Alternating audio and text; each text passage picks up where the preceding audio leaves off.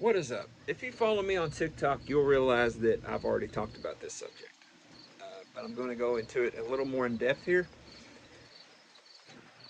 and that is bees and soil. What does one have to do with the other? Okay. Basically, to answer that is if your plants cannot perform, then you're not going to get a nectar flow. Now, a nectar flow is just basically when plants are starting the reproductive process of uh, making seed. One flower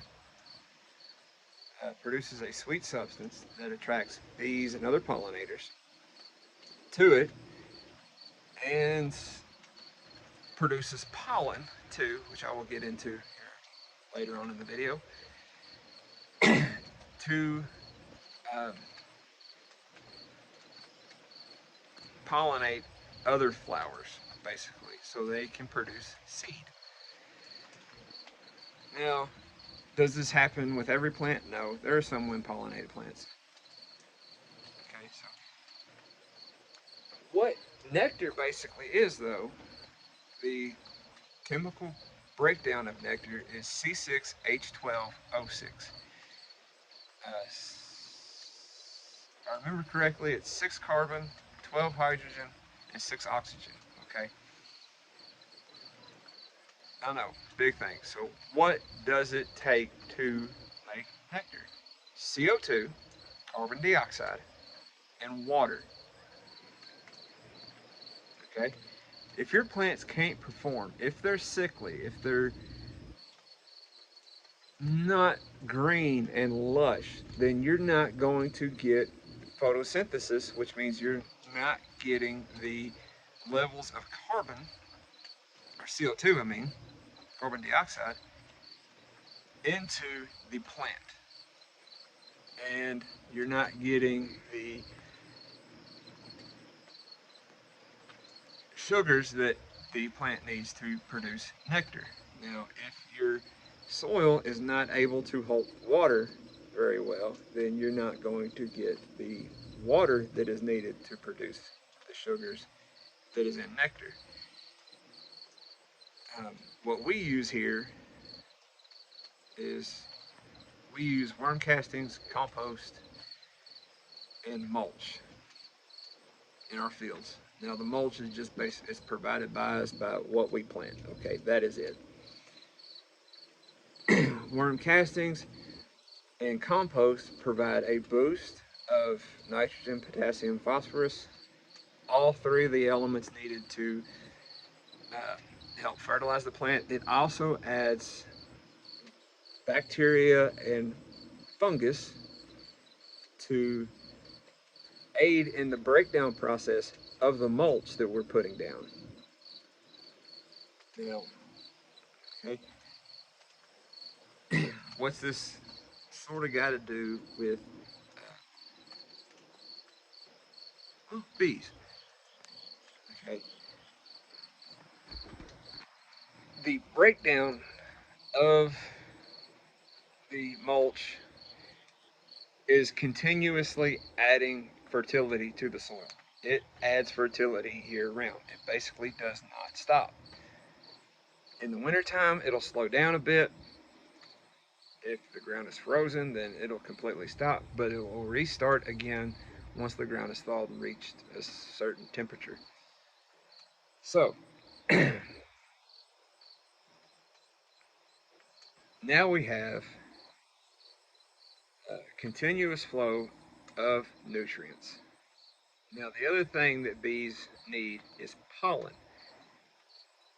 How do we help our plants produce pollen?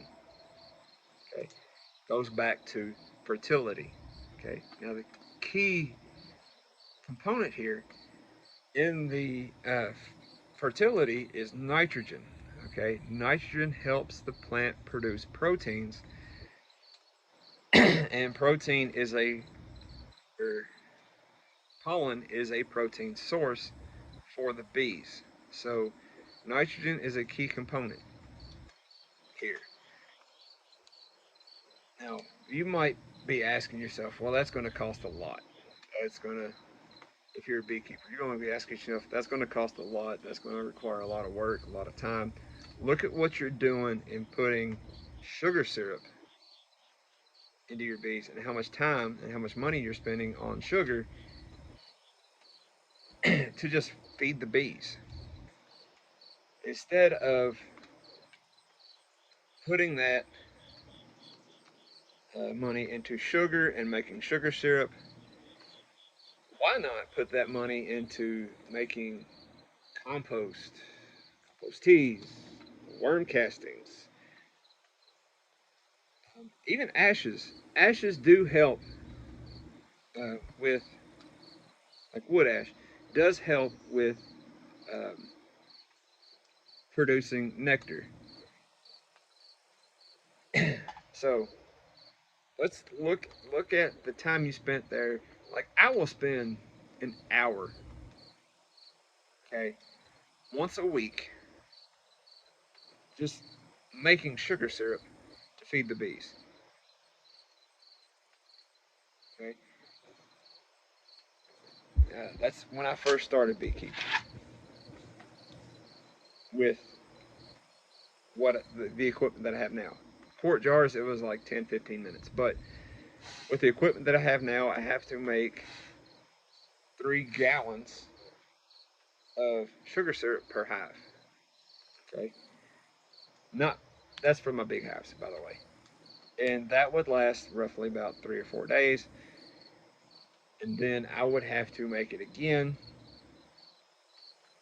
and feed them again. Now, compared to what I do now, is I spend 30 minutes to 45 minutes a week just making compost.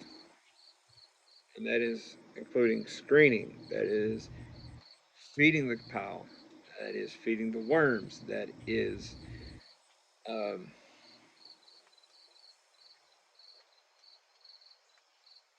everything but spreading. I will spread compost maybe, it takes about an hour or two once a year. Once a year. Okay. That's it. And my bees now require less feed because I have brought the fertility in my soil up so much that the nectar flow, when it comes in heavy. Okay. Now, some areas are better than mine.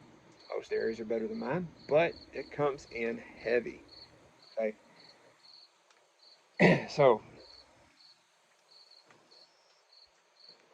how can we sort of help our bees if we don't have a beehive or don't want to have a beehive? Well, plant you a garden.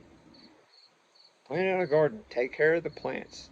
Do this organically, though. Don't buy the Miracle Grow or any other like chemical fertilizer. It's all crap. You're feeding the plant, yes, but okay, you're hurting yourself in the long run in the fact that you have to buy more fertilizer to get the same results. Okay. I think in like 1940s, they were applying up to,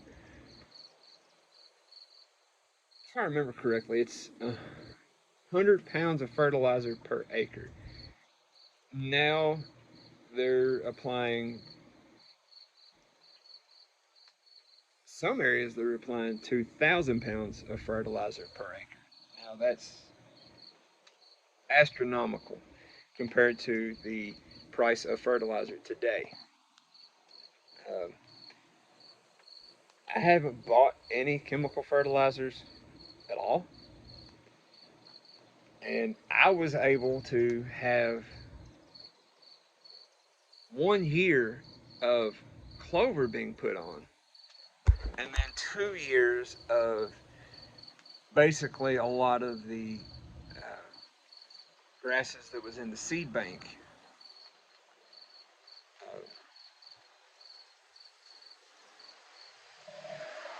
yeah, all the grasses that was in the seed bank just take over.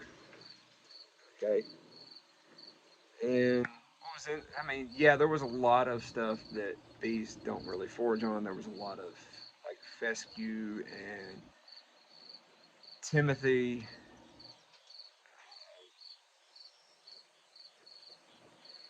There was a few wheat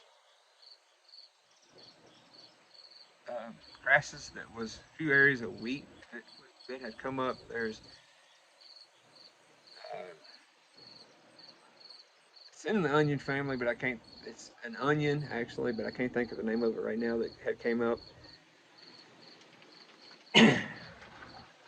But with that one planting a clover, I was able to get 3 years of not adding any nitrogen-based fertilizers, I should say. I didn't add any phosphorus or potassium to the soil either because I do what I do. I compost. I use the compost. I'm using worm castings. I'm using wood ashes. So, in hindsight, by not buying any chemical fertilizer, I am essentially putting money into my pocket here. Okay. Now, a lot of people are like, they plant clover every year. This, environmentally, this is detrimental because once your soil has reached its saturation limits on nitrogen, then you're going to lose it. You're going to go down and pollute waterways and have more nitrogen be evaporated into the atmosphere than what is going into your plants and helping out your bees. So, having a crop rotation helps out a lot. Um, what most farmers do is where they have what is it, soybeans one year, they will go and plant either corn or tobacco the next, and that's how they he saves money on nitrogen fertilizers. It's just a thing. Um, but what I wish some farmers would adapt is kind of my method. Okay, now it's not the do all end all. It's not the one step solution to all agriculture problems. But all around, we will have better soils, better fertility, better plants, and you know about the environment. The plants can the plants can also benefit from this practice, and you can do rotational grazing and all this other stuff, and that'll provide a beekeeper or you, if you're a beekeeper, with more resources for the bees. Okay. Now, how we,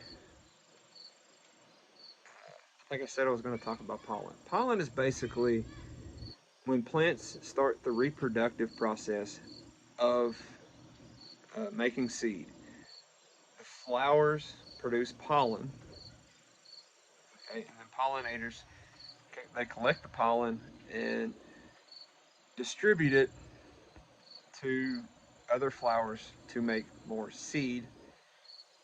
More seed means more plants means more pollinating is needed. Okay, so it's a continuous growth. But what bees do with pollen, honeybees specifically do with pollen, is that is a protein source. Okay, and plants need nitrogen to dogs. They're at my door.